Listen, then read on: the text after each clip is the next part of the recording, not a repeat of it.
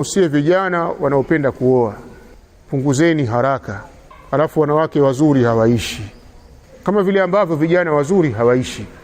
Usiende kaoa kwa sababu mbona Saddam kaoa na mimi nikaoe. Jipange kwanza. Unaweza kusema nyuma yangu yuko kaka, siku ya kuoa na kaka yako akakaa pembeni. Baba mimi mwenyewe nina ya kwangu hapa. Hebu endelea. Alafu ukajikuta wewe na mke wako mmegawana masinia ya kuuza maandazi barabarani.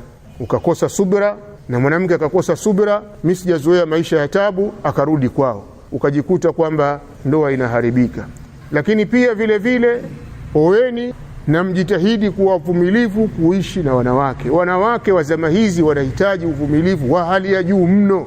Si wadogo wala si wakubwa. Alafu usijidanganye kwamba nikioa mwanamke mkubwa ana akili. Wote wana akili moja. Hakuna mkubwa wala hakuna mdogo. Naomba muelewe hili jambo. Msidanganyike. Hata haya majuba pia usidanganyike na majuba haya. Yamefunika mengi.